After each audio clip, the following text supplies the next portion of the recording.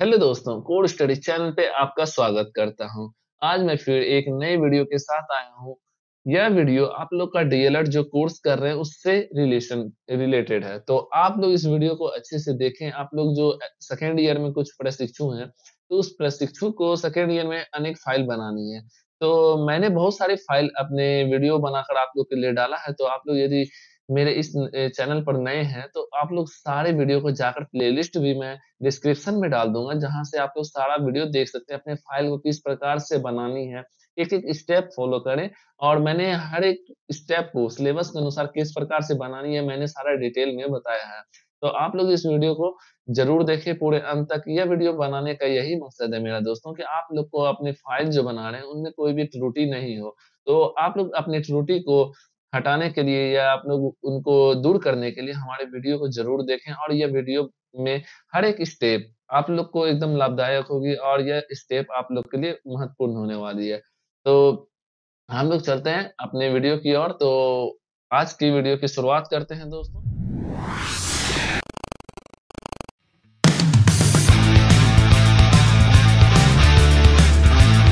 चलिए next slide पर चलते हैं।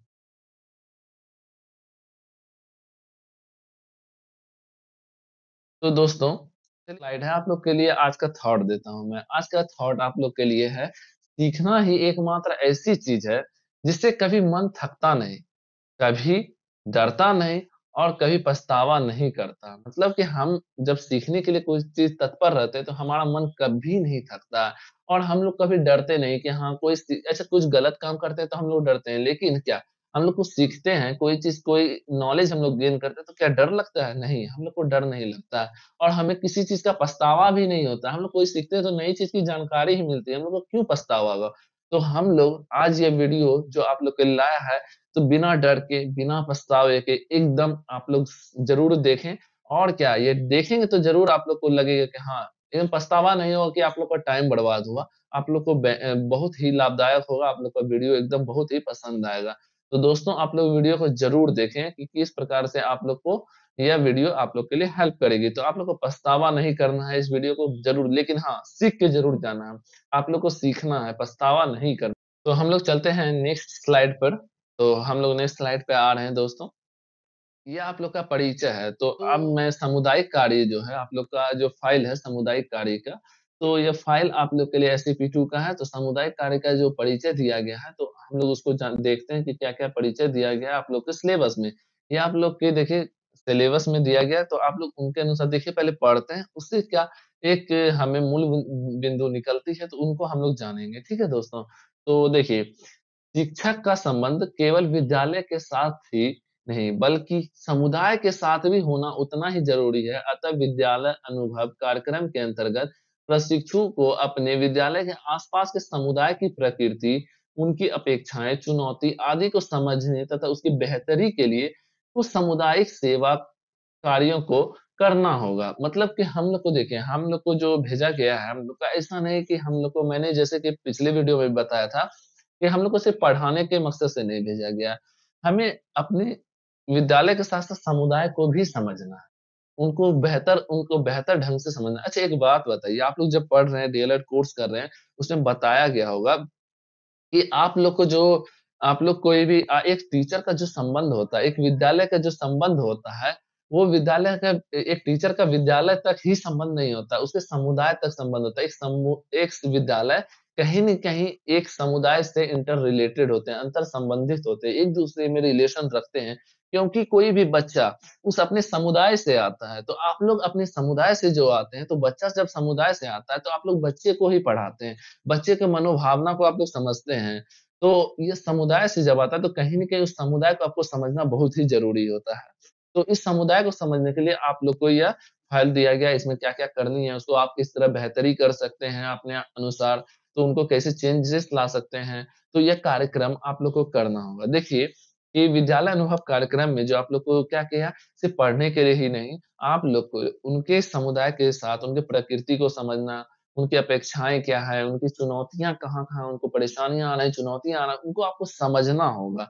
तो इसे समझने के लिए दोस्तों आप लोग को ये फ़ाइल या कार्यक्रम आप लोग को करना है। उनका भी एक अनुभव, एक एक्सपीरियंस आप लोग को लेना है। ऐसा नहीं कि विद्यालय में सिर्फ़ पठन-पाठन का ही एक्सपीरियंस लेना है। आप लोग को उनके इन जो आप लोग को उनके समुदाय हैं, उनके साथ आप लोग को एक्सपीरियंस लेना है। उनके उनके प्रकृति को समझना है, उनकी चुनौतियों को समझना है, उनके दायित्व को समझना है, उनको किस प्रकार से चेंजेस उन वो चुनौतियाँ जो आ रही हैं, आप लोग उनमें क्या हेल्प कर सकते हैं, उनको आप उनमें क्या मदद कर सकते हैं, उनको आप लोग को देखना है। तो चलिए आगे देखते हैं। तो यह इसलिए भी आवश्यक है ताकि हर प्रशिक्षु अपने विद्यालय के आस-पास के समुदाय को समझे तथा उसके प्रति संवेदनशील बने। यह आप लोग के लिए क्यों दिया गया है? इसलिए भी दिया गया है क्योंकि आप लोग उसके समुदाय के प्रति संवेदनशील हो, ठीक है? तो यह भी एक उद्देश्य है कि आप लोग को क्यों दिया गया है सामुदायिक कार्य? तो आप लोग से पूछा जाएगा कि आप लोग को विद्यालय के साथ-साथ आप लोग को समुदाय के साथ भी आप लोग को संवेदनशील बनाना है, ठीक है? इसके अंतर्गत यह अपेक्षा है कि हर प्रशिक्षु अपने विद्यालय के आस-पास के समुदाय में कोई वैसा सामाजिक कार्य करे जिससे ज़रूरत वहाँ हो। अच्छा ऐसा आप लोग को सामाजिक कार्य करना है, आप लोग को समाज में जो कार्य करनी है, तो ऐसा कार्य करना है जहाँ उनको ज़रूरत हो, ठीक है?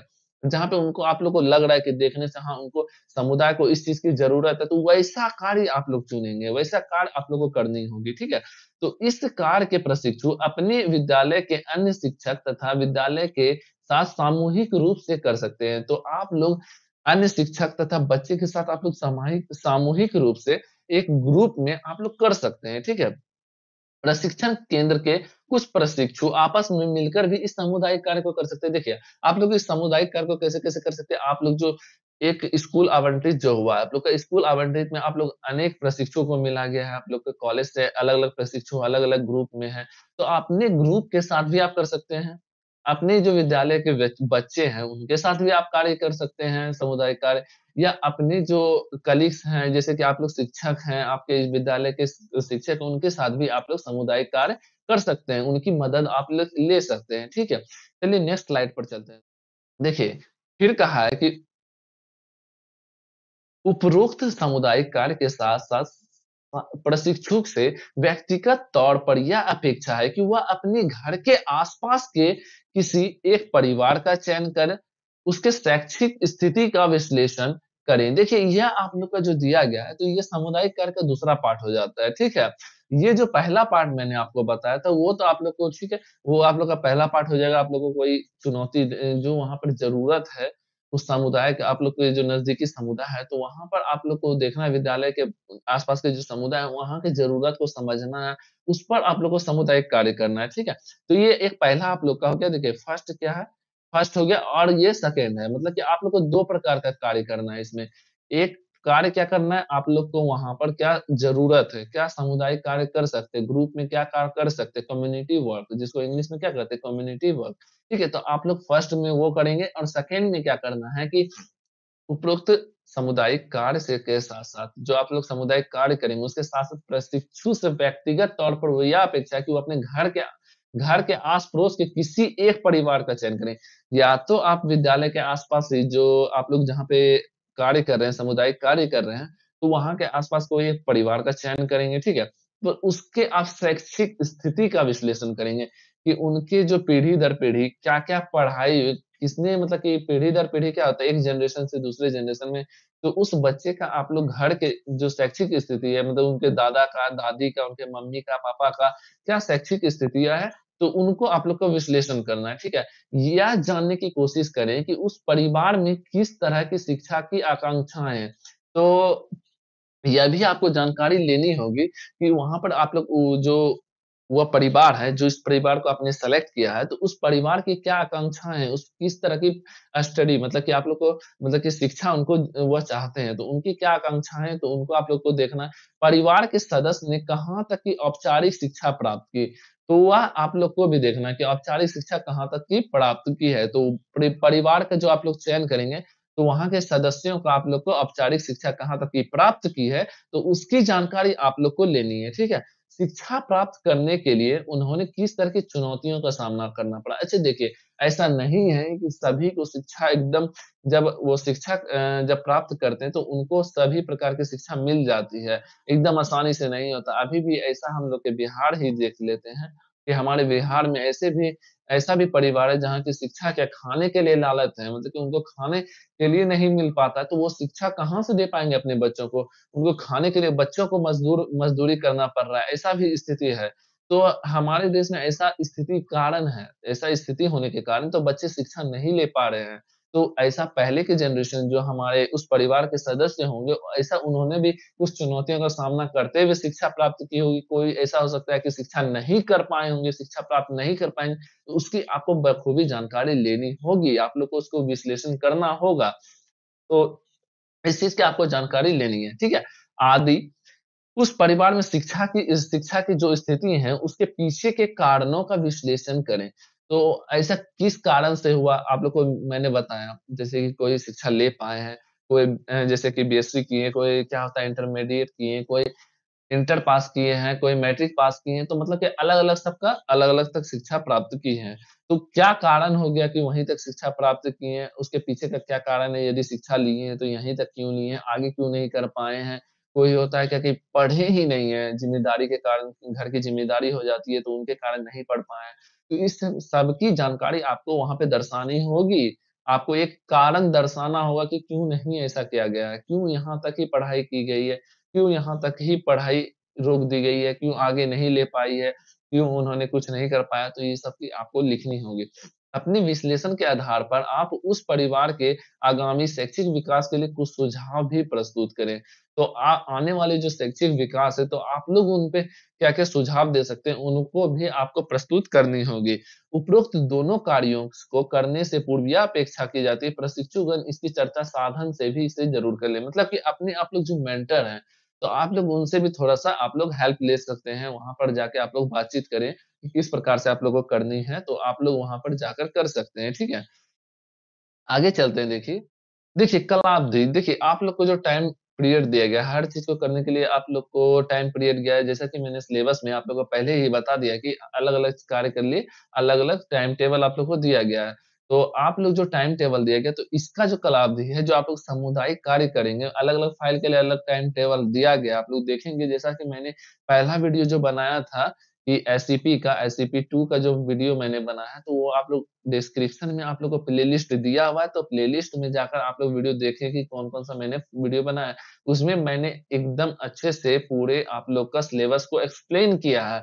उसमें किस प्रकार से क्या करनी है, एससीपी 2 होता क्या है, इस सब की सारी जानकारी और कितने टाइम पीरियड के लिए है, क्या-क्या चीज़ करना है इस टाइम पीरियड में, तो आप लोग को उसके बारे में भी मैंने बताया। तो देखिए इसका क्या है देखिए, सामुदायिक कार्य का जो है कि विद्यालय अनुभव कार्यक्रम के अंतर्गत 1 मिनट हाँ, विद्यालय अनुभव कार्यक्रम के अंतर्गत 16 सप्ताह में से 2 सप्ताह सामुदायिक कार्य के लिए है, ठीक है? आप लोग को देखिए 16 सप्ताह दिया गया जैसे कि आप लोग को पूरा एससीपी 16 सप्ताह का है, तो 16 सप्ताह का जो है तो 16 सप्ताह में आप लोग को 14 सप्ताह आप लोग को पढ़ाना या अदर कार्य के लिए है, ठीक है?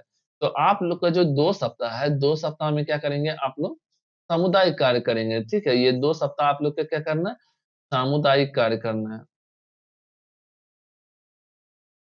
ऐसा नहीं कि 16 सप्ताह के लिए भेजा गया, लास्ट का 2 सप्ताह, ठीक है? स्टार्टिंग का नहीं, लास्ट का 2 सप्ताह आप लोग चयन कर सकते हैं। तो चतुर्थ सत्र के किसी भी 2 सप्ताह में मतलब कि सप्ताह में यह कार्य प्रशिक्षु द्वारा किया जाए तथा चतुर्थ सत्र के अंत में इसकी रिपोर्ट प्रशिक्षु द्वारा प्रशिक्षण केंद्र पर जमा की जाएगी। तो आप लोग जो रिपोर्ट बनाएँगे, जो आप लोग इसका पूरा कार्य करेंगे, सामुदायिक कार्य, तो आपको सामुदायिक कार्य जो करेंगे उसका एक फ़ाइल बनानी होगी। तो आप लोग को वो फ़ाइल एक रिपोर्ट जो आप लोग को विश्लेषण करेंगे, हर चीज़ उसमें डिक्टेट करेंगे, तो उसकी जानकारी आप लोग को फ़ाइल में दर्शानी है और वह दर्शाने के बाद वो फ़ाइल आप लोग को कॉलेज में जमा करनी है, ठीक है? तो रिपोर्ट में प्रशिक्षु इस बात का विशेष तौर पर लिखें कि उसके द्वारा दिए गए सामुदायिक कार्य के कारण समुदाय पर क्या प्रभाव पड़ा और पड़ने वाले क्या अनुमान हैं। तो इस रिपोर्ट के दूसरे भाग में वह अपने द्वारा दिए गए किसी एक परिवार का शैक्षिक विश्लेषण का प्रस्तुत करे। तो आप लोग को क्या-क्या करना है?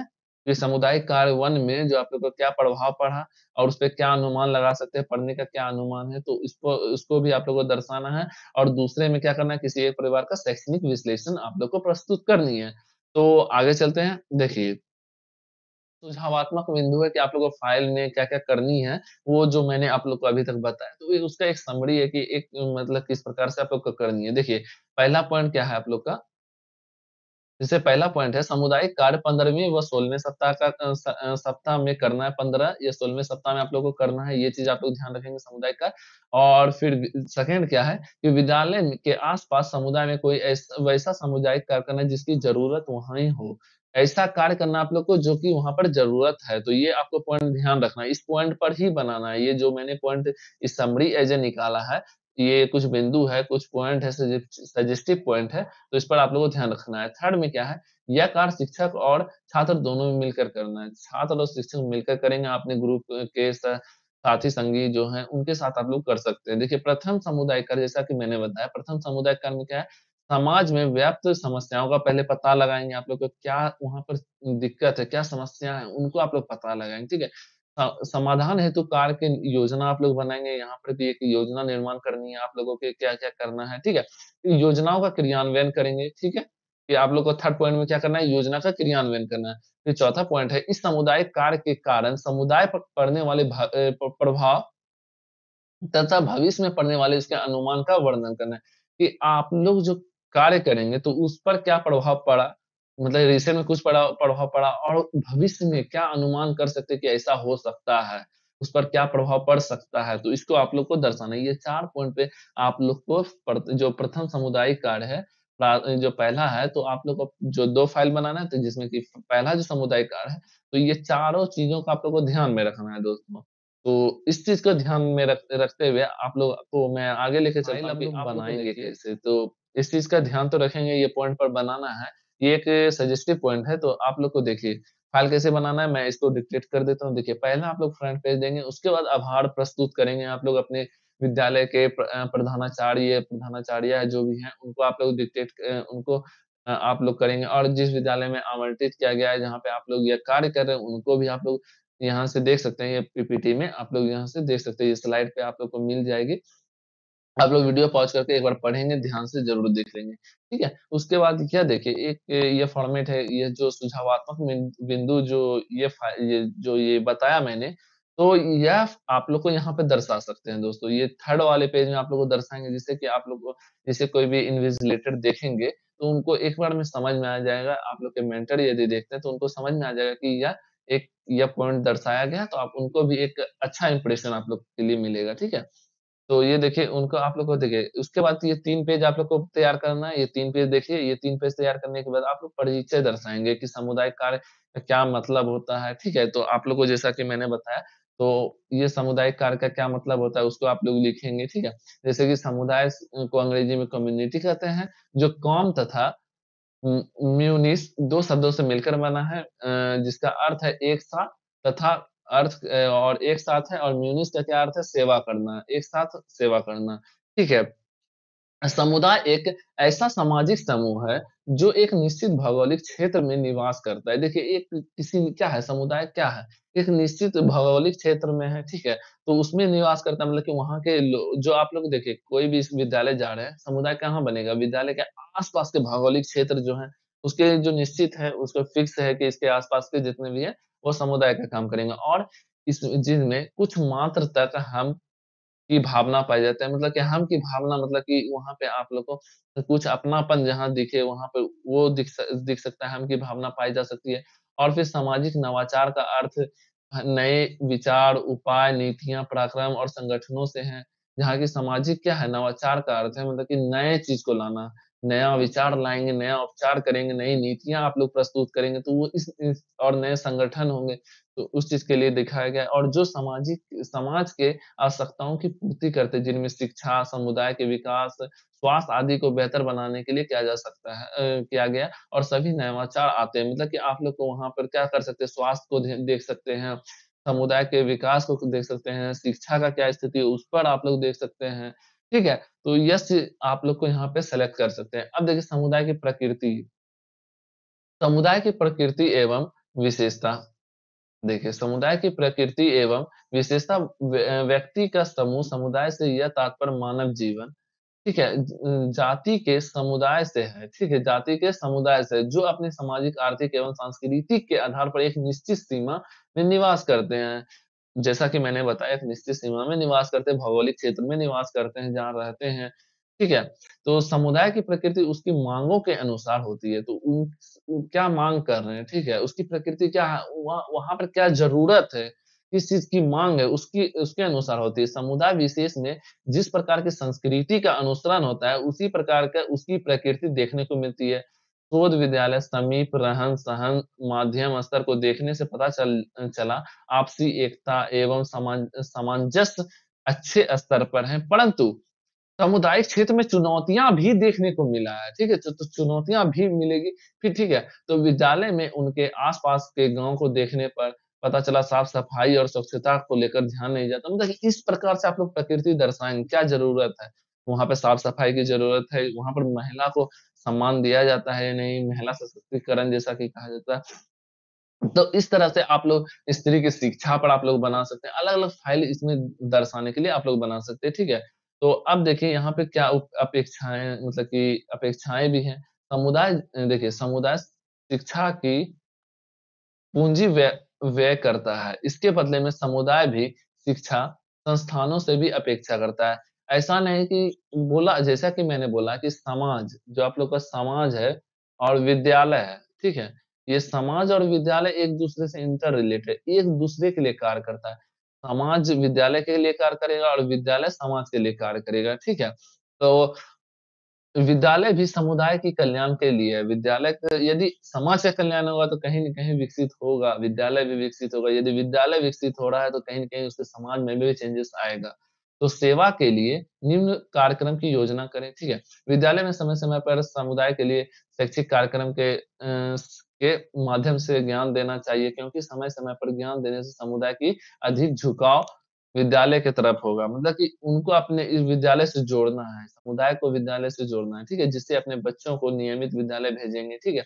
तो इसके लिए शैक्षिक कार्यक्रम आप लोग करवा सकते हैं, उनको जोड़ कर रख सकते हैं, अलग-अलग कार्यक्रम करके आप लोग क्या है समुदाय के लोग को विद्यालय से जोड़कर रखेंगे, ठीक है? समुदाय यह जानने की भी अपेक्षा करता है कि विद्यालय उनके लिए क्या कर रहा है और विद्यालय को समुदाय की आवश्यकता और भौगोलिक, मानवीय संसाधन की ज्ञान चाहिए।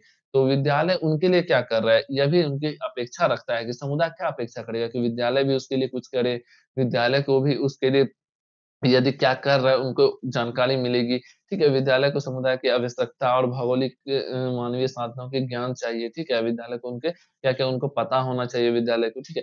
यह ज्ञान सर्वेक्षण, साक्षात्कार और संगठनों के की सदस्य ने उनके अनुभव से प्राप्त किया जा सकता है। आप लोग जब ग्रुप बनाएँगे, जब उन पर कार्य करेंगे तो उनको पता चल सकता है, उनको अनुभव से आप लोगों को पता चल सकता है कि क्या समुदाय की माँग कर रहा है, ठीक है?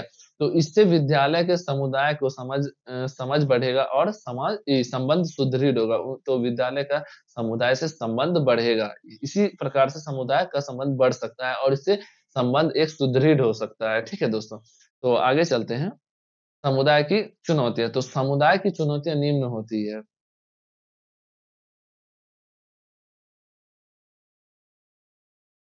तो समुदाय की चुनौतियाँ निम्न होती है जिससे वह हमेशा संघर्ष करता है, जैसे सामाजिक, राजनीतिक, आर्थिक, अंधविश्वासी और कानूनी मुद्दे जैसे आदि चुनौतियों का सामना करना पड़ता है। साथ ही भ्रष्टाचार, गरीबी, निरक्षरता, प्रदूषण, शिक्षा, स्वास्थ्य, महिला सुरक्षा, फिर बुनियादी स्वास्थ्य चुनौतियों को भी झेलता है। इस तरह की चुनौतियाँ जो समुदाय में होती है, तो आप लोग यहाँ पर लिख सकते हैं। तो आप लोग यहाँ पर डिक्टेट करेंगे समुदाय की क्या-क्या चुनौतियाँ हैं, ठीक है?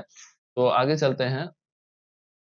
समुदाय का चुनाव। अब देखिए फ़ाइल में आप लोग इतना देने के बाद पहले क्या लिखेंगे परिचय देंगे समुदाय का। पहले आप लोग 3 पेज बनाएँगे जिसमें कि मैंने बताया था फ्रंट पेज देंगे, उसके बाद आप लोग एक आभार पेज प्रस्तुत करेंगे, उसके बाद आप लोग एक फॉर्मेट तैयार करेंगे जिसमें कि समुदाय का कुछ सुझावात्मक बिंदु रहेंगे, तो वो आप लोग दे सकते हैं। और उसके बाद आप लोग परिचय देंगे कि समुदाय का क्या-क्या परिचय है, उसके बाद उसकी क्या प्रकृति है, उसकी क्या अपेक्षाएँ हैं, उनकी क्या चुनौतियाँ हैं, ये सब पॉइंट है, जो कि आप लोग को सिलेबस में मैंने बताया, ये दिया हुआ तो आप लोग को यह लिखनी है, ठीक है? तो उसके बाद आप लोग को स्वच्छता तो आप लोग को यह दर्शाना है कि सामुदायिक कार्य का चुनाव, तो आप लोग उसके बाद आप लोग चुनाव करेंगे कि क्या चुनाव किया आप लोगों ने जो आप लोग सामुदायिक कार्य के लिए किए हैं, वहाँ की ज़रूरत क्या है? तो उनके लिए उनके प्रति आप लोग क्या चुनाव किए हैं?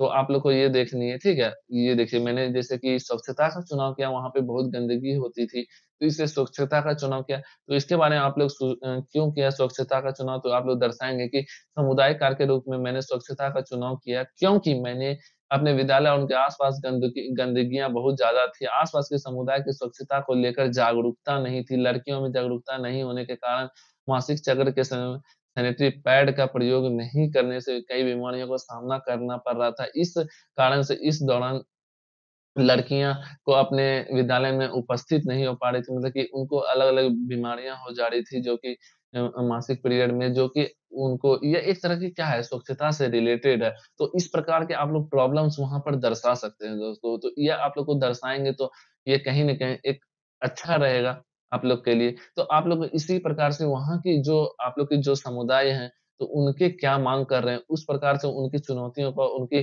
जो आपने चुनाव के समस्या को उनको आप लोग दर्शाएँगे अच्छी तरह के तरीके से। ठीक है दोस्तों? चलिए आगे चलते हैं हम लोग नेक्स्ट पेज पर।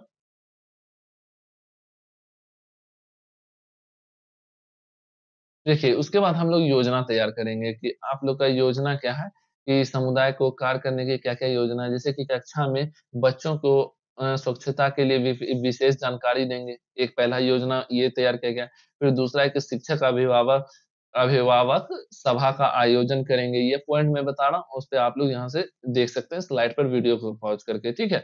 ये सब पॉइंट आप लोग एक्सप्लेन कर सकते हैं किस प्रकार से करेंगे। ये पॉइंट मैं सिर्फ़ अभी डिक्टेट कर देता हूँ, ठीक है? और फिर देखिए जैसे कि यहाँ पर आप लोग समुदाय के विशेष स्तर को चिन्हित जैसे कि समुदाय के विशेष स्थानों को चिन्हित करेंगे, ठीक है? जैसे कि देखिए छात्र के साथ मिलकर समुदाय के ऐसे स्थानों को चिन्हित करेंगे जहाँ साफ-सफाई की ज़रूरत है।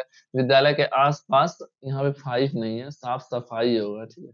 साफ-सफाई की ज़रूरत है, विद्यालय के आस-पास, खेल के मैदान के पास, सामुदायिक भवन के पास आदि जगहों को नियमित सफाई के लिए योजना बनाएँगे, ठीक है? जैसे कि फिर वहाँ पे ग्राम प्रधान हैं, उनके अध्यक्ष के साथ कूड़ादान और अन्य सामानों की व्यवस्था करेंगे। इस प्रकार से आप लोग योजना बना सकते हैं। आप लोग वहाँ पे क्या कर रहे हैं, घर-घर जाकर लोगों को जागरूक करेंगे कि किस प्रकार से आप लोग जागरूक कर सकते हैं। ये पॉइंट हो गया 5वाँ पॉइंट, 5 पॉइंट, 4 पॉइंट आप लोग दर्शा सकते हैं, ठीक है?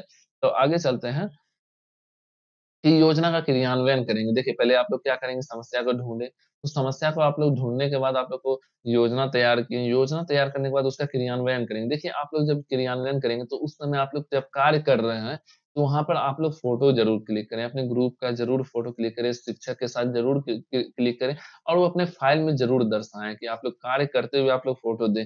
तो ये आप लोग का फ़ाइल जो होगा अट्रैक्टिव बनेगा दोस्तों, ठीक है? अलग-अलग कार्य करते हुए अपने ग्रुप के साथ जब आप लोग समुदाय के साथ कार्य कर रहे हैं, तो वहाँ पे आप लोग पिक्चर को ज़रूर दर्शाएँ, देख लीजिए। इस प्रकार से मैं यहाँ पे इसी तरह से लगा दिया, तो इस प्रकार से आप लोग पिक्चर को दर्शा सकते हैं, ठीक है दोस्तों? तो देखिए, आप लोग जैसे कि योजना का क्रियान्वयन जो आप लोग क्रियान्वयन करेंगे, जिस प्रकार से अपनी योजना बनाएँ, उन्हीं के आधार पर तो आप लोग को क्रियान्वयन करना है। तो योजना के क्रियान्वयन के लिए मेरे द्वारा बनाए गए योजना का विभिन्न प्रकार से किया गया। तो पहला जैसा कि विद्यालय के बच्चों को प्रतिदिन स्कूल यूनिफ़ॉर्म में चेतना सत्र में जाँच किया जाता है एवं मासिक परीक्षण के दौरान उन बच्चों को पुरस्कृत किया जाता है, उन बच्चों के यूनिफ़ॉर्म साफ-सुथरे होते थे। इससे दूसरे बच्चे के साफ-सुथरे होने के लिए प्रेरित होंगे। मतलब कि इसका क्या देखिए यहाँ पे कहीं न कहीं आप लोग को प्रभाव भी दिख गया कि जैसे कि चेतना सत्र में आप लोग जैसे कि जैसे कि आप लोग जाते हैं, तो वहाँ पे आप लोग बच्चों का यूनिफ़ॉर्म चेक करेंगे किसका अच्छा सबसे प्रतिदिन साफ-सुथरा रहता है और जिनका परीक्षा में मतलब कि आप लोग को जिनका कि साफ-सुथरा रहता होगा, तो आप लोग उनको पुरस्कृत करते हैं, ठीक है? तो उनको एक मोटिवेशन मिलता है, तो इस प्रकार से आप लोग उनको जागरूक भी कर रहे हैं, आप लोग क्रियान्वयन कर रहे हैं और उनका प्रभाव यह देखने को मिला, यहाँ पे प्रभाव भी दर्शाया गया कि आप लोग इस प्रकार से दिखाए हैं कि प्रभाव यह हुआ कि बच्चों को वहाँ पर वह भी बच्चे जो अदर बच्चे हैं उनमें भी जागरूकता मिली कि हाँ, ऐसा करने से उनको भी ललायित हुए कि हाँ, उनको भी पुरस्कृत मिला जाएगा। वह भी एक साफ-सुथरे यूनिफ़ॉर्म पहन कर आएँगे, ठीक है? तो ये आप लोग दिखाएँगे, ठीक है? सेकंड पॉइंट क्या है कि विद्यालय में बच्चों के अभिभावक की बैठक बुलाया गया। फिर हम लोग उन्हें स्वच्छता लाभ एवं अस्वच्छता की हानि को बताकर जागरूक किया। मतलब कि आप लोग उनके विद्यालय में अभिभावक को भी बुलाए। कहीं कि अब मैंने जैसा कि बताया कि समुदाय को समुदाय के लोगों को आप लोग विद्यालय से जोड़ें, तो उनको बुलाएँगे, वो लोग विद्यालय से जुड़ेंगे, तो उनको जानकारी मिलती जाएगी। उनको आप लोग सही क्या है, गलत क्या है, उनको जानकारी देंगे तो उनमें जागरूकता फैलेगी।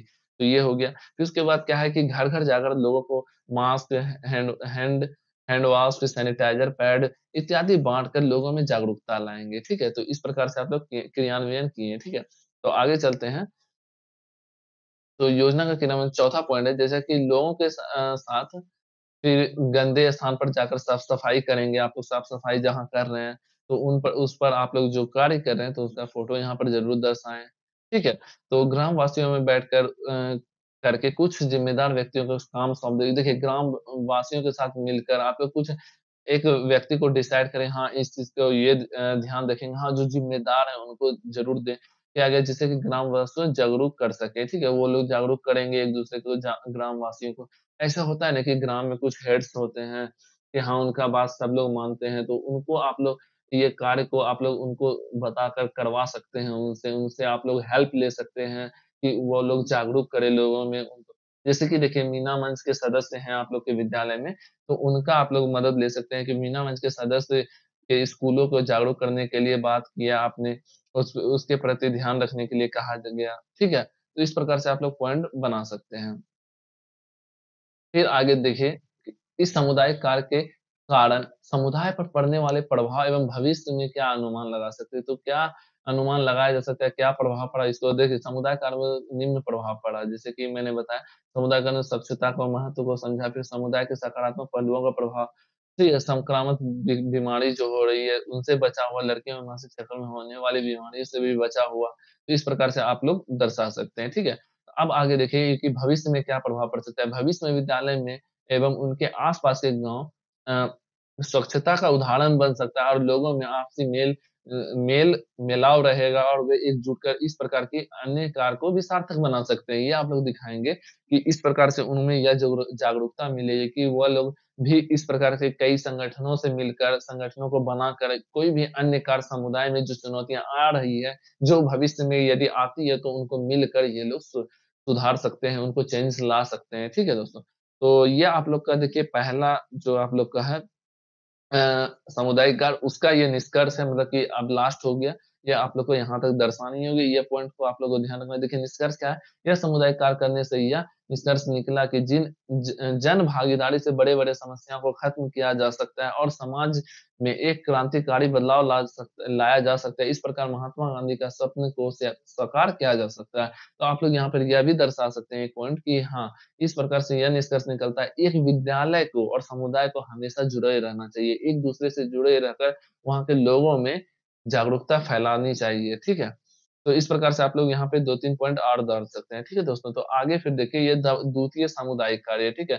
तो द्वितीय सामुदायिक कार्य जब आप लोग बनाएँगे तो फिर वहाँ से आप लोग द्वितीय सामुदायिक कार्य का जो ये पेज है, आप लोग लगा सकते हैं जो पॉइंट दिया गया है द्वितीय सामुदायिक कार्य का देख सकते हैं। कि ये पॉइंट आप लोग यहाँ पर दर्शाकर दिखा सकते हैं, जो सुझावात्मक बिंदु है। देखिए किस प्रकार से है, देखिए द्वितीय सामुदायिक कर का जो सुझावात्मक बिंदु है, तो इस प्रकार से देख सकते हैं, आप लोग यहाँ पर लिख सकते हैं। देखिए, ये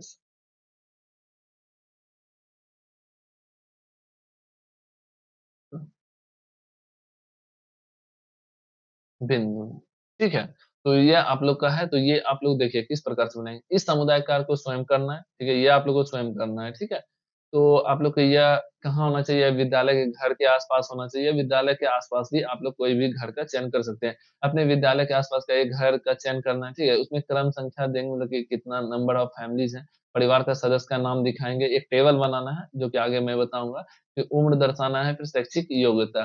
तो उसके बाद देखेंगे कि उस परिवार के शैक्षिक स्थिति का विश्लेषण करेंगे, थर्ड पॉइंट होगा आप लोग का, चौथा पॉइंट होगा कि उस परिवार की शैक्षिक शिक्षण की अपेक्षाएँ क्या-क्या है? तो फिर 5वाँ पॉइंट होगा शिक्षा प्राप्त करने के लिए आई चुनौतियों को आप लोग दर्शाएँगे। छठा में है कि शिक्षा की वर्तमान स्थिति के पीछे का कारण क्या है? उस परिवार में आगामी शैक्षिक विकास के लिए सुझाव आप लोग देंगे, तो ये आप लोग को ये पॉइंट पर आप लोग को ध्यान देनी है, ठीक है दोस्तों? तो आगे चलते हैं, देखिए परिवार की जानकारी, इस प्रकार से आप लोग देखिए परिवार के साथ एक ग्रुप फ़ोटो ज़रूर लेंगे आप लोग कि थोड़ा-सा अच्छा लगेगा, यहाँ पे आप लोग दर्शाएँगे कि हाँ, ये ग्रुप फ़ोटो है, आप लोग इस परिवार से मिले, वहाँ के सदस्यों के साथ आप लोग एकदम फ़ोटो ज़रूर यहाँ पे दिखाएँगे, ठीक है? उनके बगल में आप लोग यहाँ पर डिटेल में आप लोग देंगे कि क्या-क्या डिटेल है, एक प्रकार का टेबल बनाएँगे, उनके सदस्य का नाम लिख देंगे, क्या उम्र है उनको बताएँगे और कहाँ क्या-क्या शैक्षिक योग्यता है तो उनको भी आप लोग दर्शाएँगे। ये आप लोग का दूसरा पेज हो जाएगा। आगे चलते हैं, आप लोग का देखिए देखिए, उसके बाद आप लोग को क्या करना है, ये जो पॉइंट आप मैंने बताया कि उस परिवार की शैक्षणिक की क्या-क्या विश्लेषण है, तो ये विश्लेषण आप लोग को क्या करना है यहाँ पर कि घर के मुखिया देखिए यहाँ पे विश्लेषण है, यहाँ पे आप लोग हेडिंग में पॉइंट डाल देंगे, मैंने छोड़ दिया है विश्लेषण करना है जैसा कि विश्लेषण करना है, ठीक है? आप लोग ज़रूर दर्शाएँगे कि यहाँ पर विश्लेषण वाला पॉइंट है, तो आप लोग को जो सुझावात्मक बिंदु है, वहाँ से वो पॉइंट आप लोग यहाँ पे उठा के लिखेंगे, ठीक है? तो पहला क्या है, घर के मुखिया उषा देवी की संक्षिप्त जानकारी जैसा कि यहाँ पर दिया गया है कि उसके मुखिया उषा देवी हैं, तो उषा देवी की उनकी संक्षिप्त जानकारी, ठीक है? फिर उषा देवी के पुत्र प्रमोद मंडल की जानकारी जैसा कि नाम यहाँ पर आप लोग देख सकते हैं, इस प्रकार से आप लोग लिखना है। फिर थर्ड में आप लोग को उनका जानकारी देना है, फिर चौथा में उनकी जानकारी क्या शैक्षणिक स्थिति है, उनका आप लोग विश्लेषण करेंगे नीचे पॉइंट डालकर, ठीक है? ये देखिए पहले आप लोग पॉइंट बना लेंगे, फिर वहाँ पे नीचे डिटेल करेंगे, क्या-क्या वो क्या करते हैं, नहीं करते हैं, कहाँ तक पढ़ाई किए, उसका आप लोग को डिटेल बनानी है।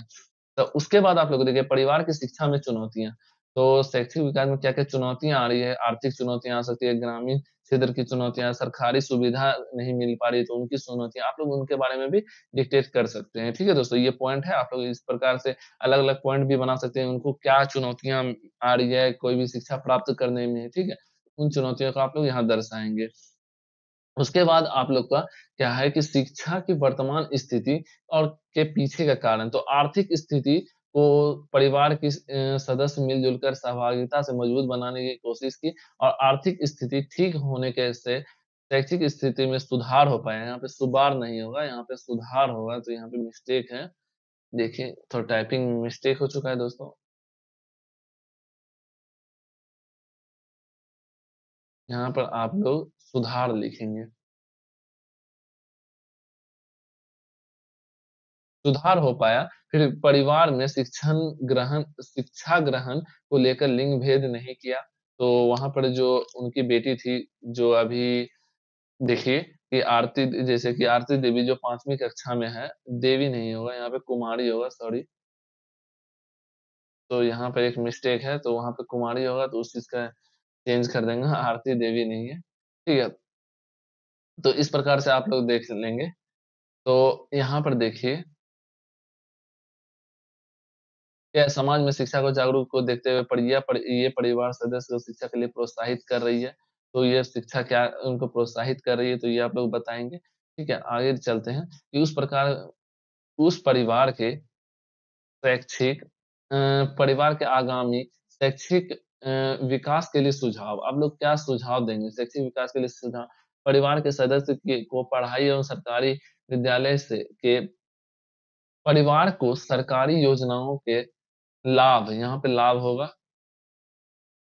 लाभ की पूरी जानकारी दी जाएगी, उनको क्या-क्या लाभ मिल सकता है सरकारी योजनाओं से, तो सरकारी विद्यालय के बच्चों को, तो उनको बताएँगे। फिर वर्तमान परिवेश में बहुत से कार्य करने के लिए तकनीकी शिक्षा, खासकर आईसीटी, जैसे आईसीटी होगा, आईसीटी के लिए आवश्यक है, इसलिए उस परिवार की ज़रूरत को साझा करेंगे, उनको बताएँगे।